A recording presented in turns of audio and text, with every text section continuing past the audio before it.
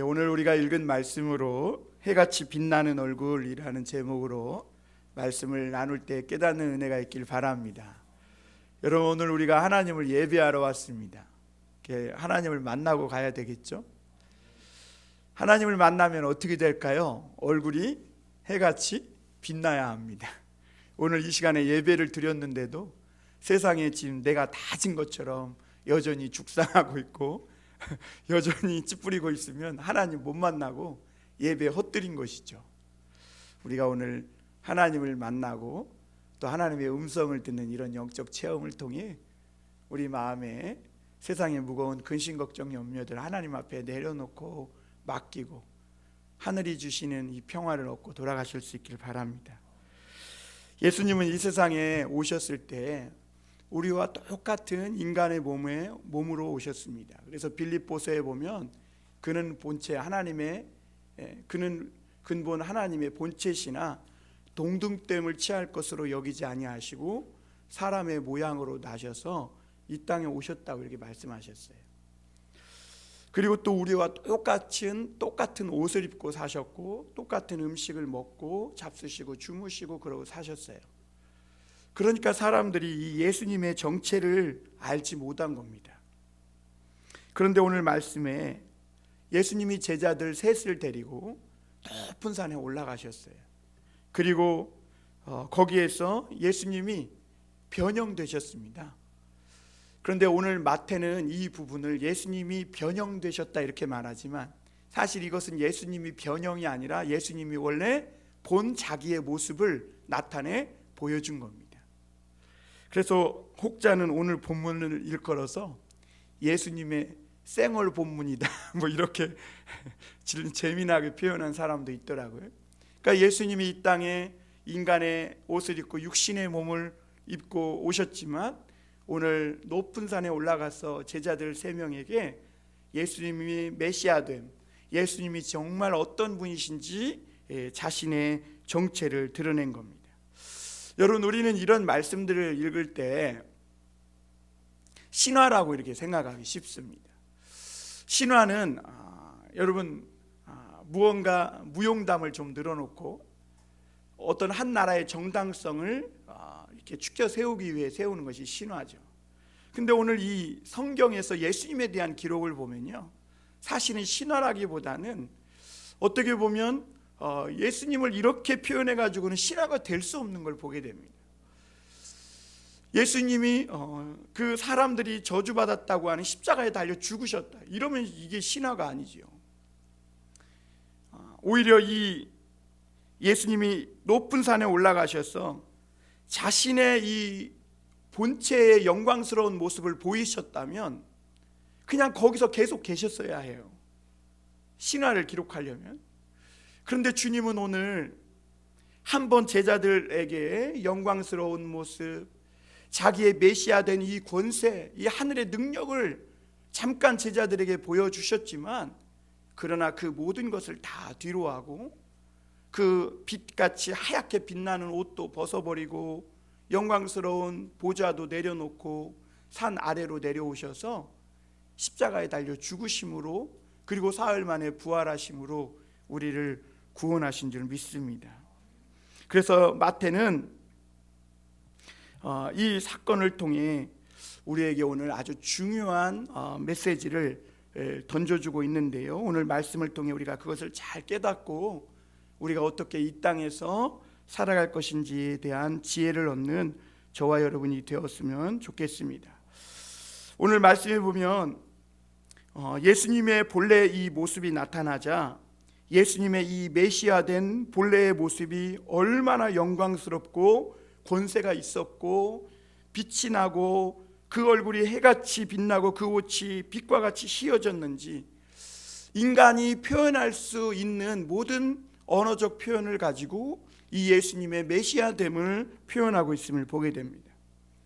그런데 여러분, 성경에는 이런 예수님의 메시아됨을 본 사람들이 많이 있어요. 사도 바울이 다메섹 도상으로 가다가 대낮보다 더 밝은 빛이 이 바울을 둘러비추어서 부활하신 주님을 만나고 그의 음성을 듣고 그가 고꾸라져서 일평생 그의 삶이 변화되는 것을 보게 됩니다. 사도 요한은 반모섬이라는 이 동굴에 갇혀 있다가 주님께서 이 빛난 영광으로 그를 찾아오셨는데, 요한계시록 2장에 보면 1장 13절 16절에 보면 이렇게 표현하고 있습니다.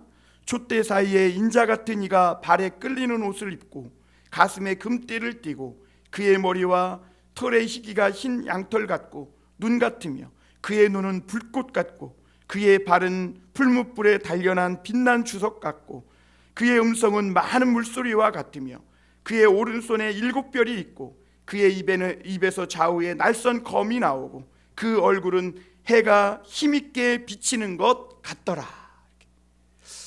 그런데 이런 요한의 표현을 보면요, 같고 같더라 이렇게 표현해요. 왜 그럴까요? 이 땅의 육신의 언어로는요, 저 하늘에 놀라운 것을 표현할 길이 없는 겁니다. 그러니까 저 하늘에 있는 것들을, 이 세상에 없는 그것을 그 땅의 언어로 표현하려고 하다 보니까 같고 같더라. 그의 눈은 불꽃 같다. 그는 막 금띠를 띠고 발은 풀무불에 단련한 주석 같다. 정말 이 세상에서 권세와 능력 있는 모습을 표현하기 위한 모든 단어들이 이렇게 동원되고 있는 것을 봅니다. 오늘 이 예수님의 변화된 사건을 통해 하나님께서 우리에게 오늘 깨닫게 해주시는 것은, 예수님의 이런 변화는 세상에 임한 하나님의 나라의 실체를 보여주는 것이라고 우리는 믿어야 될 줄 믿습니다. 예수님은 이 세상에 천국이 임했다고 말씀했습니다. 우리가 눈으로 못 봐요. 지금 천국이 어딨냐고 저한테 반문하고 따질 수 있어요. 그러나 예수님은 임했다는 겁니다. 그래서 누구든지 믿음으로 천국을 침노해서 그 하늘의 은혜와 축복을 누리며 살 수 있다 그랬어요. 실제로 우리 믿음의 사람들을, 많은 사람들 중에는 정말 우리 눈에는 보이지 않는 그 천국을 맛보며 은혜를 누리며 산 사람도 있어요. 그 사람들에게는 죽음도 두렵지 않았어요. 세상의 어떤 고난도, 어떤 역경도 그들에게는 그 천국의 은혜를 빼앗을 수 없었어요. 그래서 그 많은 믿음의 사람들이 이 세상의 죽음 앞에서도 기쁨과 찬송으로 그렇게 천국을 누리며 살다가 간 믿음의 사람들이 있었음을 보게 됩니다. 그리고는 오늘 예수님은 우리가 마태복음 이전의 말씀에서 봤지만 천국의 모습과 축복을 간접적으로나마 맛보게끔 제자들에게 나타내 주셨죠. 그 오병이어의 기적을 통해서 세상에서 굶주리고 배고프고 갈급한 사람들의 그 영혼과 육체를 배불리 먹여주셨고, 또 한 번은 제자들이 배를 타고 바다를 건너가는데 폭풍우가 와가지고 배가 뒤집힐 뻔 했을 때에 예수님이 물 위로 걸어오셔서 그 뒤집힐 뻔한 제자들의 배를 붙들어 주심으로 제자들이 구원받았음을 보게 됩니다. 그뿐입니까? 예수님이 귀신 들려서 인생을 몽땅 저당 잡힌 사람에게 찾아오셔서 그 귀신을 내쫓아 주시고 그 인생을 멀쩡한 인생이 되게 하셨고, 질병에 사로잡혀서 그 질병으로 고통하는 사람들에게 병을 고쳐주심으로 그가 참된 건강과 행복을 얻을 수 있도록 하나님 나라의 능력을 맛보게 해주셨음을 보게 됩니다. 여러분, 하나님의 나라는 그런 거라는 것이죠. 그래서 예수님이 간접적으로 하나님의 나라는 이렇게 뒤집힐 뻔한 배를 붙들어주는 것이고, 병들어서 막 인생이 고난당하는 사람을 치료해서 회복시켜주는 것이고, 하나님의 나라 천국은 귀신 들려서 인생을 저당 잡힌 사람을 귀신을 내어 쫓고 흑암의 세력을 물리쳐서 온전한 사람으로 돌아오게 하는 것이 천국이고 하나님 나라다라고 우리에게 말씀해 주고 있는 겁니다. 그래서 제자들은 예수님을 따라다니면서 예수님이 행하는 이런 기적, 이런 능력, 그리고 무엇보다 예수님이 천국에 대한 비유의 말씀으로 마태복음 13장이나 마태복음 24장 여러 군데에 말씀하셨거든요. 그런데 그 말씀을 통해 간접적으로는 천국을 체험했지만 오늘 말씀에 있는 본문처럼 하나님 나라의 그 권세, 천국의 광채, 그 많은 물소리와 같은 이 하나님의 음성을 직접 눈으로 보고 귀로 듣고 그렇게 직접적으로 영적 체험을 한 적은 그동안 없었습니다. 그런데 오늘 예수님이 그 천국의 영광과 권세를 제자들이 직접 볼 수 있게 하셨고, 또 많은 물소리같이 확 쏟아지는 그런 하늘의 음성을 오늘 제자들이 듣게 하셨는데, 그것이 바로 오늘 보통 이 신학자들이 표현하는 표현대로 하면 변화산 사건이라고 해요. 원래 산 이름이 변화산이 아니라 그 높은 산에 올라가셔서 그 예수님이 자기의 본 모습을 나타내 변형돼서 보여주셨기 때문에 그 산이 변화산이다 이렇게 지칭하게 된 겁니다. 변화산이 아닙니다, 이름이. 예수님은 오늘 이 본문을 잘 보면요, 예수님은 오늘 이 본문 이전에 우리가 지난주 말씀을 생각해 보세요. 가이사라 빌립보에서 많은 사람들에게 비로소 자신이 고난받고 그리고 십자가에 못 박혀 죽고 사흘 만에 살아나야 할 것을 제자들에게 말씀했죠. 그렇죠? 그런데 제자들 중에 베드로가 주님 뭐 그런 말씀을 하냐고, 요즘 주님이 너무 힘든가 보다, 그래서 죽고 싶다고 말하나 보다, 이런 줄 알고 주님을 데려다가 막 책망까지 했어요. 그리고 나서 오늘 17장 1절의 말씀에 보면 엿새 후에 이렇게 말합니다. 그 일이 있은 후 엿새 후에. 그리고 나서 주님이 오늘 이 변화되는 장면을 베드로와 요한과 야고보를 데리고 올라가서 보여주신 겁니다. 여러분, 사람들이 높은 산을 왜 올라갈까요? 성경에서 사람들이 높은 산에 오르는 이유는 하나님을 만나기 위함입니다. 도사들이 왜 계룡산에 가냐? 나름대로 하나님을 만나고 싶다는 거 아니겠어요? 뭐 잘못된 하나님이든 뭐든 뭔가 영적 체험을 하고 싶어서 올라가잖아요. 근데 성경에도 대개 모세가 시내산에 올라가고 다윗이 산에 올라가고 모든 믿음의 사람들이 산에 오르는 이유가 뭐냐면 하나님을 만나기 위함입니다. 오늘 예수님도 제자들을 데리고 산에 올라가셨어요. 그런데 이 산에 올라갈 때 제자들 다 데리고 가신 게 아니에요.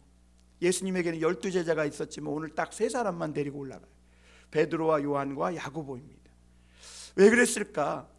하나님의 나라의 이 영적 체험은 아무에게나 허락된 것은 아니라는 것을 말씀해 주고 있습니다. 왜냐하면 이런 하나님의 영광을 아무나 보면 그것으로 인해 오히려 하나님 나라에 대한 어떤 이 구원의 은혜가 너무 값없이, 너무 아무런 의미 없이 이렇게 흘려버려져 벌어질 수 있기 때문입니다. 여러분, 만약에 예수님이요 부활한 것도 그래요. 많은 사람들 앞에서 부활해가지고 예수님을 십자가에 못 박인 대제사장과 빌라도의 앞에 나타났다면 어떠했겠어요? 그리고 예수님이 하늘로 승천할 때도 많은 사람들을 모아놓고 내가 승천할게 하고 승천했다면 어떻게 될까요? 그리고 그렇게 해서 예수님을 믿고 하나님을 믿는다고 하는들 그 믿음이 정말 진실한 믿음이고 그 믿음으로 구원받았다고 한들 그 믿음이, 그 구원이 과연 진실한 구원이겠냐 하는 것이죠. 그래서 하나님은 절대로 그런 식으로 우리를 구원하시지 않는다는 거죠. 그래서 오늘 베드로와 야고보와 요한을 데리고 높은 산에 올라가는 것을 보게 됩니다. 오늘 말씀에서 이 산이 어디 산이냐, 다볼산이냐, 헐몬산이냐, 이게 중요한 게 아니에요. 제가 신학 서적을 좀 보니까 이 산이 어디냐, 이게 예수님이 제자들을 데리고 산에 올라가서 뭘 하셨냐가 중요하지. 우리 인간은 꼭 그 성배, 예수님이 잔을 마시면 그 성배를 또 추앙을 해요. 그게 문제예요. 예수님은 제껴놓고 꼭 그 예수님이 마셨던 그 잔, 그게 뭐 이런 거에, 그러니까 인간이요 종교심이 삐뚤어졌다는 거예요. 자꾸 잘못된 거를 추앙하는 거예요. 오늘 중요한 거는 그 산이 어떤 산이냐, 이게 중요한 게 아니라 오늘 예수님이 제자들을 데리고 가서 거기서 어떤 일이 있었는가, 이게 중요하다는 것이죠. 오늘 1절에서 3절 한번 다시 보겠습니다. 엿새 후에 예수님께서 베드로와 야고보와 그 형제 요한을 데리시고 따로 높은 산에 올라가셨더니 그들 앞에서 변형되사 그 얼굴이 해같이 빛나며 옷이 빛과 같이 휘어졌더라. 그때 모세와 엘리야가 예수와 더불어 말하는 것이 그들에게 보이거늘, 이렇게 말합니다. 오늘 베드로와 요한과 야고보가 예수님과 함께 올라갔는데 놀라운 광경을 본 것입니다. 오늘 예수님은 제자들에게 내가 이런 신이야 라고 자랑하려고 이 제자들을 데리고 높은 산에 올라간 것은 아닙니다. 누가복음 9장에서 똑같은 말씀을 다루고 있거든요. 그런데 이 9장에 보면 예수님이 제자들과 이 높은 산에 올라가러 가신 이유는 기도하러 올라가신 거예요. 그냥 순수하게 기도하러 올라가신 거예요.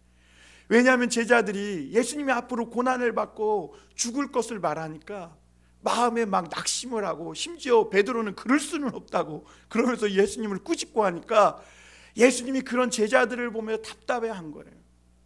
구원의 길은 예수님이 막 왕권을 가지고 지금 당장 로마를 무찌르고 막 이 이스라엘을 회복하는 그게 구원이 아니라, 지금 이 인간들의 이 몸속 세포 속에 있는 이 유전자에 있는 이 죄성을 어떻게든지 씻어내고 그 죄성을 이기고 죄의 권세를 멸하고 부활하셔서 우리를 구원하셔야 하는데, 제자들은 그 주님의 구원의 길에 대해서 아무도 모르고 있었기 때문에 제자들과 함께 기도하러 이 산에 올라가신 겁니다. 그런데 오늘 놀라운 일은 기도하는 중에 하나님의 권능이 임하면서 예수님의 막 본 모습이 나타나게 되었다는 겁니다. 예수님이 갑자기 그 허름한 옷이 해같이 빛나는 옷으로 바뀌고, 그리고 막 예수님의 얼굴이 하늘의 막 태양, 이 한여름의 떼약볕보다 훨씬 더 밝은, 말할 수 없는, 비교할 수 없는 그 빛과 같이 빛나면서 그 캄캄한 밤에 그 주변에 지륵 같은 어둠이 온데간데였고 대낮보다 더 밝은 빛이 임하면서 거기에 또 모세와 엘리야가 예수님과 함께 말하는 이런 장면이 보이더라는 거죠. 이런 영적 체험을 지금 하고 있는 겁니다. 여러분, 예수님은 자신 앞에 있는 십자가의 죽음이라는 그 죽음이 얼마나 크고 무거운 짐인지 아셨어요. 그래서 예수님이 십자가 지기 전날 밤에 그 겟세마네 동산에 올라서 하나님 앞에 슬퍼하며 고민하며, 아버지여, 할 수 있거든, 이 잔을 내게서 지나가게 해달라고 기도하시기도 하셨습니다. 그래서 주님은 이 십자가의 무거운 짐이 얼마나 큰지 아셨기에 육신의 옷을 입고 오신 이 주님이 이 십자가의 길을 끝까지 다 갈 수 있도록 하나님께 힘을 얻기를 원하신 겁니다. 그리고 또한 제자들이 앞으로 걸어야 할 이 고난의 길을, 십자가의 길을 주님은 아셨기에 이 제자들을 산으로 데리고 가 함께 기도하신 것입니다. 그리고 그러던 중에 예수님의 모습이 갑자기 변하면서 천국의 실체가 그 높은 산 가운데 임하였던 것을 우리는 오늘 성경은 우리에게 말해주고 있는 겁니다. 제자들도 예수님을 따라 열심히 기도하던 중에 자기 주변에 아주 큰 변화가 있는 것을 감지하기 시작했습니다. 그들에게는 대낮보다 더 밝은 빛이 환하게 임했습니다. 여러분, 우리가 한여름의 태양도 맨눈으로 볼 수 없잖아요. 한여름에는 막 선글라스 짙은 색을 껴도 막 그 선글라스가 깨질 듯이 태양빛이 강렬하다고. 그런데 이 빛보다 더 강렬한 하나님의 빛이 임한 겁니다. 그래서 성경은 예수님을 빛이라고 표현하고 있는 거예요. 빛이라. 그런데 아무것도 없는 이 캄캄한 밤에 기도하시는 예수님의 얼굴이 해보다 더 밝은 빛처럼 빛나더니 예수님의 옷도 해와 같이 빛났다고 오늘 마태는 표현하고 있습니다. 우리가 여기서 깨닫게 되는 것이 뭐냐면, 기도의 능력과 권세가 얼마나 대단한가 하느냐는 겁니다. 여러분, 영적 체험은 아무에게나 주는 것이 아니죠. 이렇게 하나님을 간절히 사모하고 예수님과 함께, 여러분, 기도하되 나 혼자 하면 안 돼요. 예수님과 함께 기도해야 합니다. 예수님과 함께, 예수님 없이 혼자 아무리 계룡산 저 높은 곳에 올라가 봐야 하나님 못 만나요. 하나님 못 만나. 거기서는 귀신만 만나요. 귀신만. 그 예수님과 함께 제자들이 간절히 합심하여 기도할 때 여러분, 그들을 둘러싸고 있는 그 캄캄한 흑암이 떠나가더라는 거죠. 그리고 그 산꼭대기에 있던 어둠이 물러가면서 빛이 환하게 비치면서 막 천국이 그곳에 임하는 모습을 보게 된 겁니다. 여러분, 우리가 주변에서 보통 천국을 봤다는 사람들의 간증문이나 그 책을 보면 막 황금길이고 뭐 시냇물이 흐르고 맛있는 뭐 열매가 있고, 그거는 창세기나 계시록 읽다 졸다가 꿈꿔서 그래. 천국은 그런 게 아니에요. 천국은 뭐 황금길이, 물론 그건 계시록에서 표현되어 있긴 하지만 그건 계시록 읽다 그런 것이고, 오늘 천국의 실체는 누구냐면 바로 예수님이신 줄 믿습니다. 여러분, 천국은요, 예수님이 있는 것이 천국이에요. 그래서 우리가 아까 찬송 드릴 때 그랬잖아요. 그 조막이나 궁궐이나 주 예수 계신 곳이 그 어디나 하늘나라, 이렇게 표현하고 있는 거죠. 예수님은 세상에 오셔서 한 번도 이런 메시아의 본래 모습을 보여준 적이 없습니다.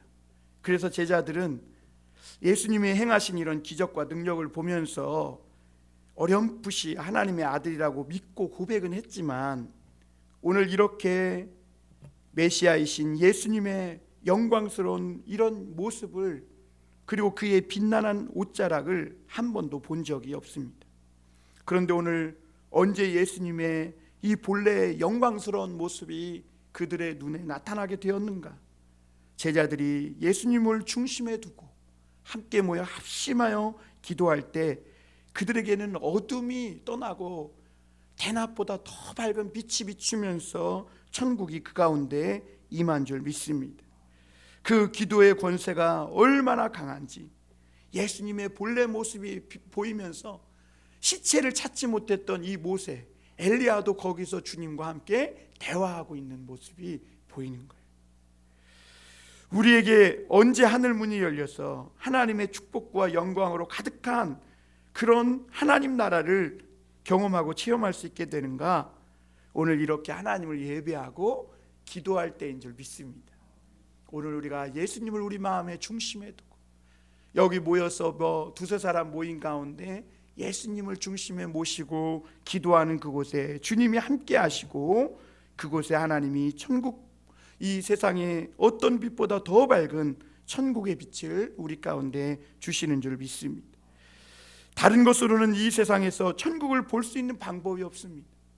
복지를 한다고 되는 게 아닙니다. 임마누엘 칸트는 교육으로 사람을 선하게 교육시키면 바뀔 수 있다 그러지만 천만에 그래요.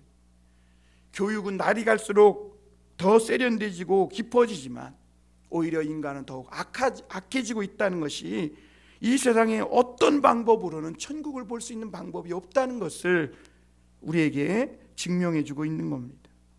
우리가 예수님을 우리 중심에 두고 간절히 기도하고 예배할 때 우리를 가리고 있던 모든 이 어둠의 죄악의 장막들이 벗겨지면서 보이지 않던 천국의 실체가 드러나고 그 천국을 체험하는 은혜가 있게 될 줄 믿습니다.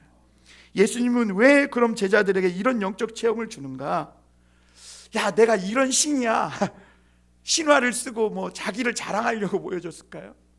아니죠.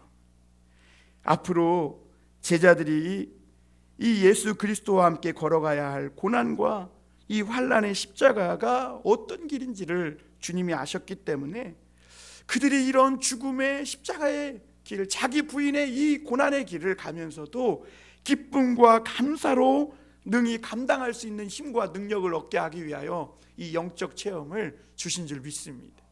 여러분, 오늘도 우리가 세상이 이렇게 험악해지는 가운데서도 이렇게 믿음과 소망을 가지고 살아갈 수 있는 힘이 어디서 나옵니까? 과거에 내가 실패하고 좌절했을 때 나를 만나주신 하나님, 내가 천하고 무능한 놈이요, 정말 나는 루저라고 패배의식에 사로잡혀 그렇게 주저앉아 있을 때 나에게 오셔서 손 내밀어 주시고 새 삶을 주신 그 주님을 만난 영적 체험이 있기 때문에 오늘도 우리가 이렇게 믿음으로 감사하며 기뻐하며 살 수 있는 힘이 나는 줄 믿습니다.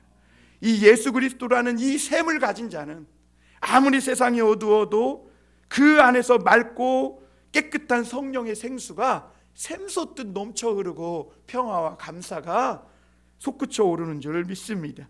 하나님은 우리를 사랑하는 오직 그 한 가지 마음으로 그 아들 예수 그리스도를 보내주셨습니다. 예수님은 그 주님의 뜻을 기뻐하여서 하늘의 영광을 버리시고 이 땅에 우리를 찾아오셨습니다. 그런데 예수님에게도 실망스러울 때가 한두 번이 아니었어요. 하나님을 믿는다고 하는 대제사장들이, 지도자들이 너무 정직하지 않은 거예요. 그들이 마음속에는 하나님을 믿는다고 하지만 그 마음속에는 거짓과 탐욕이 가득했고 예수님을 끝까지 거부했음을 보면서 주님은 너무너무 안타까워하시고 가슴 아파하셨습니다. 입으로는 하나님을 믿는다고 주여 주여 했지만 그들은 마음으로는 하나님을 사랑하지도 않고 세상에서 돈과 명예와 하나님보다 세상을 더 사랑했음을 주님은 보면서 너무너무 안타까워하셨어요. 그리고 제자들도 마찬가지입니다. 제자들은 주님이 그렇게 말씀으로 가르쳐줘도 얼마나 깨닫지 못하는지, 얼마나 주님이 자세하게 풀어 설명해줘도 자꾸 베드로와 같이 무지한 말만 쏟아내는 거예요. 주님 그럴 수 없습니다. 죽으면 안 됩니다. 그랬더니 주님이 뭐라 그래요? 너는 사람의 생각으로 하나님의 일을 무너뜨리는도다, 이 사탄아, 이러면서 책망을 받았던 것을 보게 돼요.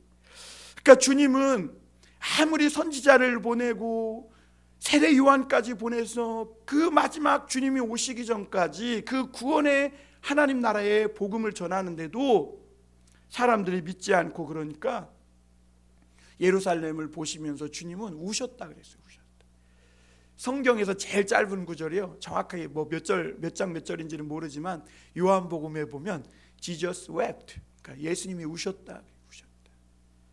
그렇게 우리의 강팍한 인간의 죄악된 마음을 두드리시고 사랑으로 다가오셔서 그렇게 말씀해 주시는데도 끝까지 인간은 마음의 문을 닫고 끝까지 예수님을 거부하는 그런 상황 가운데 지옥으로 굴러 떨어지는 모습을 보면서 주님은 눈물을 흘려 안타까워하신 것이죠. 그때 예수님은 제자들과 산에 올라 기도하신 것입니다. 그리고 하늘의 능력과 권세를 보여주면서 예수님 자신은 힘을 얻고 또 그의 제자들에게 격려하고 위로해 주신 겁니다. 우리도 세상에서 이렇게 믿는 자들이 살아가면서 때로는 내 자신을 때문에 또는 다른 사람들 때문에 그들의 탐욕과 이기심으로 악함으로 마음이 상하고 낙심하고 우리의 믿음과 신앙이 침체될 때가 있어요. 롯도 소돔 땅에 갔더니 그 소돔과 고모라 땅의 사람들이 얼마나 악한지 마음이 상했다 그랬거든요. 그때 하나님께 기도하면 하나님이 우리에게 성령을 부어주시고 신비한 그 하늘의 위로와 기쁨과 감사가 넘치는 이런 영적 체험을 우리에게 선물로 주시는 줄 믿습니다. 여러분 그때 경험해 보셨죠? 이 영적 체험을 하면 어떻던가요? 산속에 있어도 무섭지 않아요. 두려움이 사라지죠. 뭐 이렇게 감사가 기쁨이 넘치는지 가슴이 터질 것 같아요. 그동안에는 낙엽만 떨어져도 이제 가는구나, 죽는구나, 언젠간 가겠지, 이 세상에 이런 슬픈 노래만 불렀는데 이제는 낙엽 떨어지는 것도 하나님의 손길 같고 찬양 같고 낙엽이 띵그르르 굴러가도 주님께 감사하고 기쁘고 모든 것이 긍정적이고 희망적이고 감사하고 기뻐지는 이런 은혜가 부어주는 줄 믿습니다. 그리고 세상에 이 악하고 막 힘든 세상은 온데간데 없고 오직 나를 구속하신 이 주만 보이는 거죠. 여러분 그런 경험 혹시 영적 체험 해보시지 못했다면 주님이 부어주시는 그 은혜 꼭 경험해 보시길 바랍니다. 예수님은 이 영광스러운 권세와 옷 다 그럼에도 불구하고 마다하시고 다시 인간의 평범한 모습으로 돌아오셔서 오늘 산에서 내려옵니다. 그리고 예루살렘으로 올라가 십자가의 죽으심으로 우리를 구원해 주셨음을 보게 됩니다. 여러분 이것이 예수님이 바로 천국의 실체라는 것을 우리에게 가르쳐주고 있는 것이죠. 두 번째로 우리가 생각해 볼 것은 산에서 내려와야 한다는 것. 우리 같이 해볼까요? 산에서 내려와야 한다. 예, 여러분 산이 아무리 좋아도 산 꼭대기에 집 짓고 살 수는 없죠. 오늘 4절에 보니까 베드로가 예수께 여쭈어 이르되 주여 우리가 여기 있는 것이 좋사오니 만일 주께서 원하시면 내가 여기서 초막셋을 짓되 하나는 주님을 위하여 하나는 모세를 위하여 하나는 엘리야를 위하여 하리이다. 예수님의 제자들은 원래 겁이 많아요. 그래서 예수님이 막 그 춤추는 그 폭풍 치는 바다 위를 걸어오실 때 유량이다 그래가지고 막 두려워하고 떨고 그랬어요.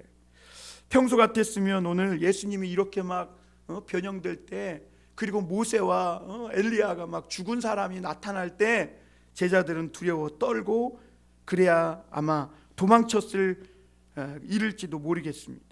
그런데 오늘 희한하게 오늘만큼은 베드로가 주님 여기가 좋사오니, 주님이 허락하시면 초막 셋을 짓고 여기다가 엘리야를 위해 모세를 위해 그리고 주님을 위해 집을 짓고 영원히 여기 살고 싶습니다. 이게 고백이에요. 왜 이렇게 이 베드로가 이런 고백을 할 수 있었을까? 여러분, 그곳에 예수님이 계셨기 때문입니다. 그리고 베드로의 이런 고백은 이보다 더 좋을 수는 없다는 거예요. 우리 영화에도 이보다 더 좋을 수 없다 뭐 그런 영화 있는데, 정말 그 황홀경이, 베드로는 그동안 로마 식민지 백성으로 부당하고 억울한 일을 당하고 늘 로마에 의해서 언제 죽을지 모르고 그가 바다에서 고기 잡으면 다 뺏기는 이런 억울함을 당하면서 마음에 막 쓴뿌리와 막 그런 상심한 마음을 갖고 살았어요. 그런데 오늘 예수님과 함께 기도하면서 이 천국의 영적 체험을 하니까 거기가 너무 좋은 거예요. 안 내려가고 싶어. 여기서 영원히 살고 싶은 거예요. 왜? 예수님이 또 거기에 있으니까. 그런데 그때 갑자기 빛난 구름이 뒤덮으면서 하나님의 음성이 들리기 시작합니다. 여러분, 이 빛난 구름이 뭐냐면 모세가요 성막을 지었을 때 그때 하나님의 구름이 그 성막 가운데 덮였다 그랬죠. 우리가 새벽기도 때 봤지만 솔로몬이 성전을 지었을 때도, 그리고 하나님 앞에 감사하고 예배할 때 그 성전에 구름이 임하면서 구름처럼 하나님의 영광이 임했다 그랬어요. 오늘 제자들도 마찬가지예요. 예수님과 함께 하나님 앞에 간절히 기도했더니 성전이 다른 곳이 아니에요. 거기가 성전이면서 하나님의 영광이, 성령의 구름이 임하면서 그곳에서 생생한 하나님의 음성이 들리기 시작하는 거예요. 이는 내 사랑하는 아들이요 내 기뻐하는 자니 너는 그의 말을 들으라. 여러분, 예수님이 세례 요한에게 세례 받을 때도 이는 내 사랑하는 아들이요 내 기뻐하는 자라, 여기까지는 말씀을 들었었어요. 그런데 너는 그의 말을 들으라, 이거는 덧붙여진 거예요. 지금 그러니까 한마디 더 들린 거예요. 너희는 그의 말을 들으라. 왜 그러냐면 이 음성은 예수님이 하나님의 아들 메시아라는 것을 하나님께서 직접 확인시켜주는 음성이었는데요, 이 음성이 왜 이 제자들에게 들렸는가? 이 제자들이 이 음성을 들으면 그러면 이 제자들은 이제 무엇을 해야 하는가? 그의 말을 들으라. 그의 말을 누구의? 예수님의 말씀을 들어라. 왜냐하면 하나님의 모든 기뻐하신 뜻과 선함과 구원과 의로움이 다 누구에게 있다는 거예요? 예수님께 있다는 거예요. 세상의 소리, 자기의 판단, 어떤 정부가 하는 소리, 이런 소리 듣지 말고 하나님 나라의 천국은 예수님이 하는 그의 말씀 가운데 있다. 여러분, 말은 곧 뭐예요? 그 사람이에요. 그 사람은 곧 그의 말입니다. 예수님의 말씀은 곧 예수님이세요. 예수님은 곧 천국입니다. 그래서 요한복음에 보면 내가 너희에게 이른 말이 영이요, 내가 너희에게 이른 말이 곧 영이요 생명이라 이렇게 말씀했어요. 살리는 것은 영이니 육은 무익함이라 내가 너희에게 이른 말이 영이요 생명이라. 예수님의 말씀이 곧 우리의 영이요 생명이기 때문에 하나님은 그의 말을 들으라, 이렇게 말씀하고 있는 겁니다. 그래서 계시록 2장 10절에 보면 주님은 이 빌라델피아 교회에게 너희는 장차 받을 시험을 두려워하지 말라 그랬어요. 여러분, 하나님의 자녀들도 이 세상을 살면서 환난을 받아요. 그래서 이 서머나 교회, 빌라델피아 교회, 이 계시록에 나오는 이 교회들도 잠깐 너희가 10일 동안 환난을 받을 것이다. 그러나 너희가 죽도록 충성하면 생명의 면류관을 얻을 것이라고 요한은 그들에게 편지를 전하고 있는데요, 믿는 자들이 세상에서 환난당하고 세상에서 다 갈아엎어져서 완전히 없어지는 것 같지만, 여러분 풀뿌리 알죠? 풀뿌리 신앙. 그 엄마를 부탁해 신경숙 그 사람의 이 책을 읽어보면 그 마지막에 보면 트랙터가 밭을 갈고 가는데요, 왜요? 풀이 많이 나니까 풀을 없애려고 밭을 갈고 나가잖아요. 그러면 그 풀씨는 그 트랙터 바퀴 사이에 흙 속에 끼어서라도 나중에 그것이 떨어져서 그 가운데 거기서 싹을 틔고 또 잎을 낸다 이래. 여러분, 하나님을 믿는 자들이 이 세상에서 어려움과 고난을 많이 당합니다.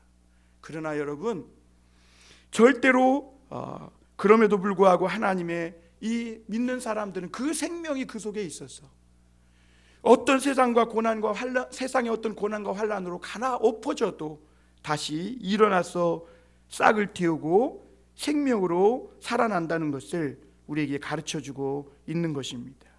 그리고 우리가 옛날 믿음의 조상들에 대해서 말하는 것처럼 우리가 이 세상에서 환난, 어려움을 당해서 이렇게 살아가고 있는 것 같지만 우리도 과거에 길선주 목사님이라든지 그 일제시대 때 끝까지 굴복하지 않은 목사님 성함이 뭐였죠?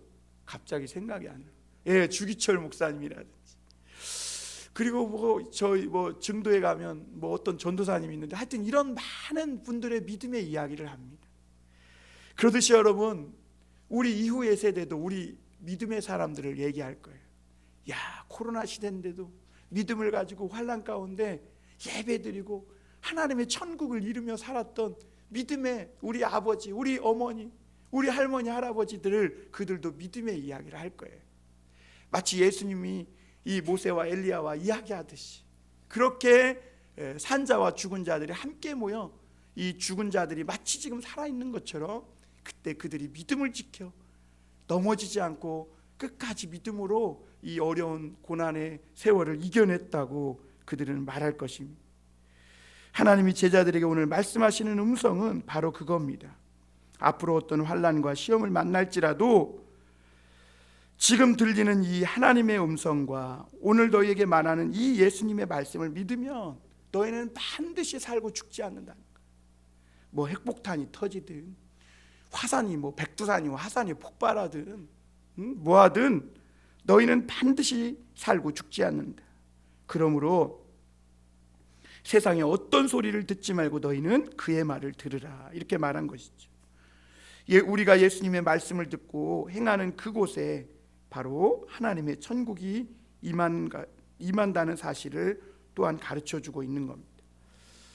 여러분, 제자들은 하나님의 음성이 들렸을 때 두려워했습니다. 그리고 그때 예수님은 두려워하는 제자들에게 손을 대시며 안심시켜 주셨습니다. 6절에 보면 그리고 나서 이 9절에 보면 예수님이 그들이 산에서 내려올 때에 이렇게 말합니다. 그러니까 제자들에게 이 영광스러운 천국의 모습을 보여주었지만 예수님 거기에서 한없이 제자들과 함께 있었던 것이 아니라 다시 산 아래로 환난과 고통과 역경이 있는 그 산 밑에 현실 가운데로 내려오셨음을 보게 됩니다. 만약 이 산 위에서 계속 황홀경을 경험하고 있으면 제자들이 어떨까 할까요? 탈진해서 죽습니다. 여러분, 우리 사람도 마찬가지죠. 아무리 황홀경이 좋다고 그 속에 빠져 살면 정상적인 삶이 파괴되고 다 어떻게 될까요? 인생이 망가지게 됩니다. 하나님이 이런 영적 체험 황홀경을 주시는 이유는 그 속에 빠져서 거기서 한없이 살아라, 그게 아니라 이 현실의 세계에 그 고통과 환난을 이기고 승리하는 힘을 얻게 하기 위해서 주시는 것이고, 또 하나는 그렇게 행함으로 말미암아 그곳에서 받은 그 믿음의 능력과 권세를 가지고 이 산 밑의 현실 속에서 하나님의 뜻을 이루며 그곳을 천국으로 이루어가라는 하나님의 뜻이 있는 줄 믿습니다.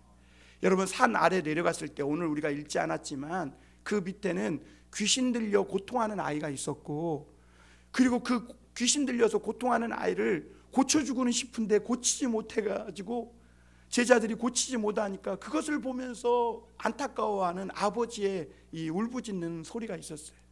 그때 예수님이 너에게 이렇게 믿음이 없느냐 이러면서 안타까워하셨죠. 왜 우리에게 하나님이 이런 영적 체험과 하늘의 영광을 보게 해주십니까? 내가 막 이러라고. 아니죠. 너희는 이 세상에 나아가 어둠을 물리치고 환난과 역경을 이기고 그곳을 갈아엎어서 그곳에 새로운 생명이 싹트게 하라는 하나님의 뜻이 있는 줄 믿습니다.